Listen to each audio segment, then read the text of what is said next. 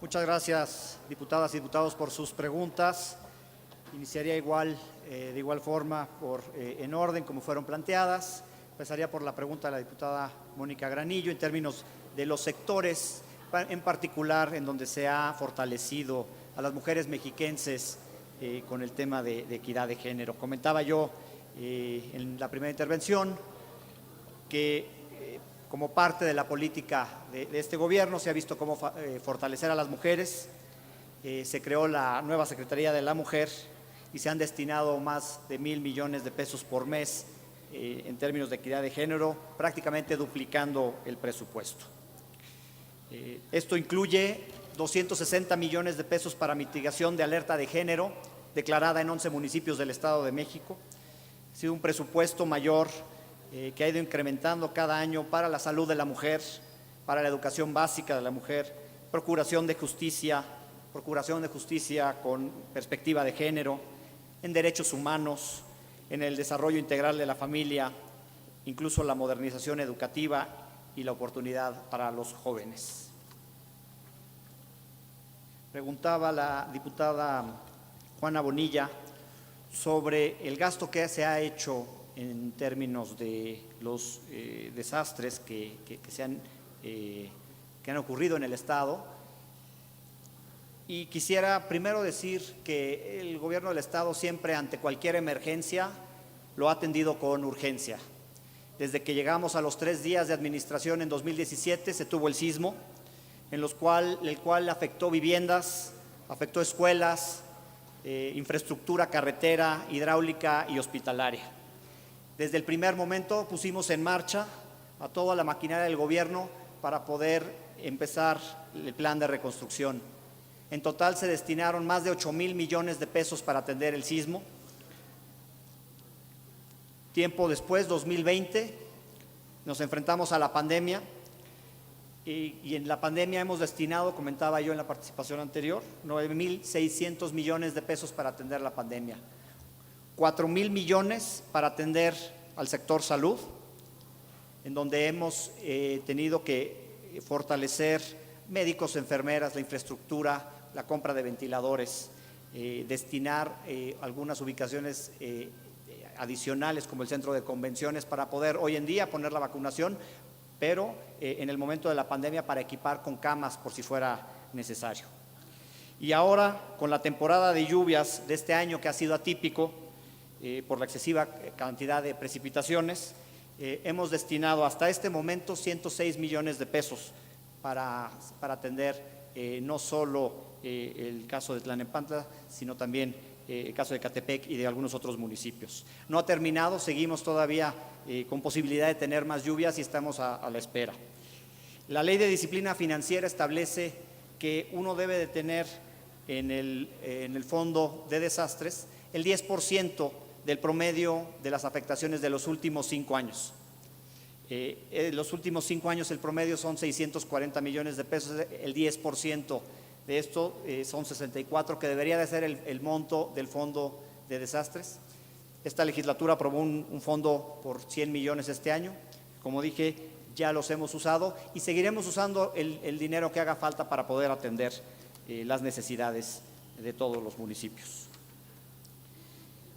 Hubo 3 preguntas sobre ahorros, la diputada Juana Bonilla, la diputada María Trinidad Franco, el diputado Enrique Jacob.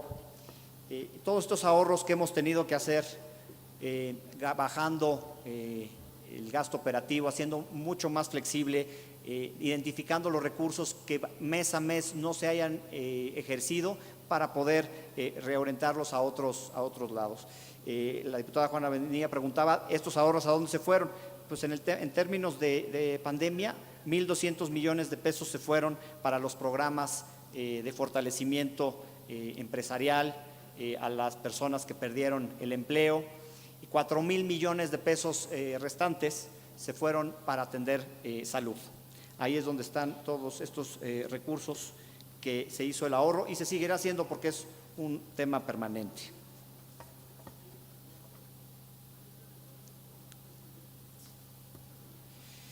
El diputado Francisco Santos hablaba de la continuidad y la verdad, yo no tenía conocimiento del tesorero.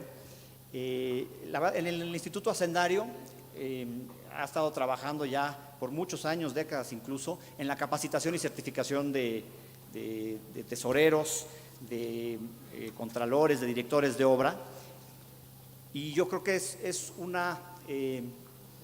pool de personas capacitadas con conocimiento, que conocen, profesionales, que están al servicio de todo el gobierno del estado, y por eso es que vemos que un tesorero va de un municipio a otro, y que tiene y que repiten en diferentes administraciones y en diferentes municipios. Yo creo que tenemos que seguir fortaleciendo el sistema de certificaciones, profesionalizar a los servidores públicos, no solo de finanzas, sino de todas las áreas.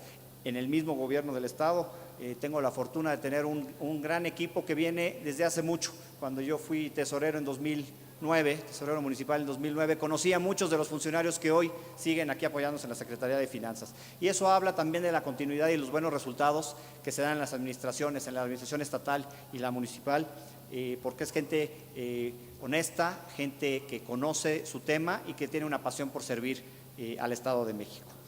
En términos de agua también se preguntaba, y Enrique Jacob también preguntaba sobre la recaudación de agua. Es un gran reto en los municipios.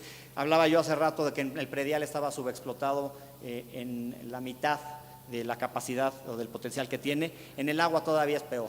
Ahí hay una oportunidad todavía mucho más grande. El año 2020 hubo una disminución de recaudación de agua contra el 2019, entonces incluso ha habido un deterioro de lo que hoy en día se podría cobrar. Es un recurso muy importante y se tienen que hacer las inversiones para poder proveer el agua en las comunidades más alejadas. Sin duda es un tema que deberemos de seguir trabajando desde el gobierno del estado en colaboración con los municipios. Preguntaban sobre el presupuesto 2022. Estamos muy pendientes de lo que acontezca en la Cámara de Diputados Federal. Ahorita se está discutiendo la ley de ingresos federal. Con eso más o menos tendremos una idea de las participaciones que van a estados y municipios. Más o menos la Secretaría de Hacienda ha mencionado que van en el orden del 5% adicional a lo que se tiene este año. Estaremos muy pendientes. Preguntaba Enrique Jacob, y está relacionado con esto, la recaudación de ingresos en el estado, pues es fundamental seguirla subiendo. Los ingresos propios que recauda el Estado de México son superiores al promedio nacional. Hemos seguido aumentando esta recaudación. A pesar de la pandemia se incrementó el impuesto sobre nómina, los temas de tenencia, refrendo y replacamiento, que en un momento comento ahí ante la pregunta del diputado Faustino, pero nos dan buenos resultados y nos ayudan a depender menos de la federación. Este año las participaciones federales han disminuido 4.4% tanto para el Estado como para los municipios. La recaudación propia este año ha incrementado 7%. Esto nos ha ayudado a compensar la caída de participaciones federales con ingresos propios. Y eso también nos ha permitido la recaudación propia, de la que también se da o se participa a los municipios. Hemos podido darle más participaciones municipales, más participaciones del Estado a los municipios. Entonces también ha servido este esfuerzo recaudatorio para fortalecer a los municipios. Por último, el diputado Faustino hablaba de que pues, el presupuesto del Estado de México es el más grande del país. Efectivamente son 300,000 millones de pesos, más de 100,000 millones de pesos de participaciones, pero quisiera decirle que los recursos prácticamente están todos etiquetados. Prácticamente el 90% están etiquetados. ¿Por qué? Porque tenemos recursos federales para educación, salud, que están etiquetados por ley de coordinación fiscal, pero también tenemos la mitad del presupuesto, 165,000 millones de pesos, que están etiquetados para nómina. ¿Por qué tenemos tanto etiquetado para nómina? Porque tenemos la nómina más grande de educación del país, con 200,000 maestros, tenemos la nómina más grande de médicos y enfermeras en salud. Tenemos recursos etiquetados para municipios, participaciones por 28,000 millones de pesos. Entonces, es decir, sí es un presupuesto muy grande, pero las necesidades todavía son mayores y los recursos están etiquetados. Sobre el reemplacamiento, quisiera decir que es una medida que ha cumplido diversos objetivos. Uno es por control y por seguridad, porque es importante saber quién vive en el Estado de México, quién transita en el Estado de México y quién circula y tributa en el Estado de México. El padrón se ha aumentado en 1 millón de vehículos, que son los vehículos que estaban o en otras entidades o que no estaban regulares. Y con el programa… Muchas gracias, estoy por concluir. Con este programa que dimos para permitir regularizar a muchos contribuyentes, permitimos que se integraran. Y por último, comentaría nada más el convenio con la Secretaría de Hacienda que comentó el diputado Faustino. Es un convenio en el que estamos trabajando de la mano con la Secretaría de Hacienda, en la cual estamos intercambiando información y los procesos de auditoría toman más de 12 meses, en muchos casos mucho más. Y también quisiera decirle que por secreto fiscal pues no podemos abrir esta información, pero estamos trabajando muy de la mano en cada uno de estos casos. Dejaría ahí mi participación. Muchísimas gracias a todos.